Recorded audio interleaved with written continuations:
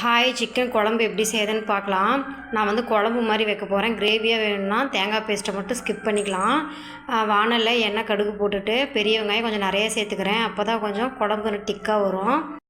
நான் சமைக்கிறதுக்கு கொஞ்சம் நேரத்துக்கு முன்னாடியே 10 காஷ்மீர் மிளகாயை சுடுதண்ணியில் போட்டு வச்சுருந்தேன். அதோட பட்டை, சோம்பு, கிராம்பு, 10 சின்ன வெங்காயம் சேர்த்து மிக்சியில் பேஸ்ட்டாக அரைச்சி வச்சுக்கலாம்.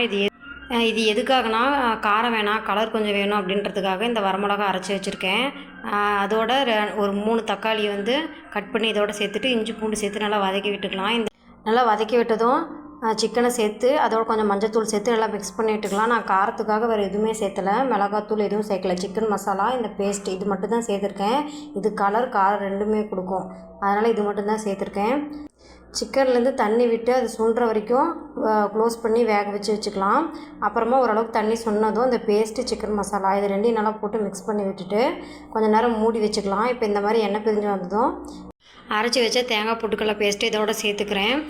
எனக்கு அதோடையே போதும், சாதத்தில் பெரட்டி சாப்பிட்றதுக்கு நல்லாயிருக்குன்னா அப்படியே விட்டுறலாம். நாங்கள் பாதி சாப்பிட்டோம், அப்புறம் தான் வீடியோவே எடுத்தோம். இந்த ரெசிபி உங்களுக்கு பிடிச்சினா மறக்காமல் சப்ஸ்கிரைப் பண்ணி லைக் பண்ணி கமெண்ட் பண்ணுங்கள். தேங்க்யூ ஃபார் வாட்சிங்.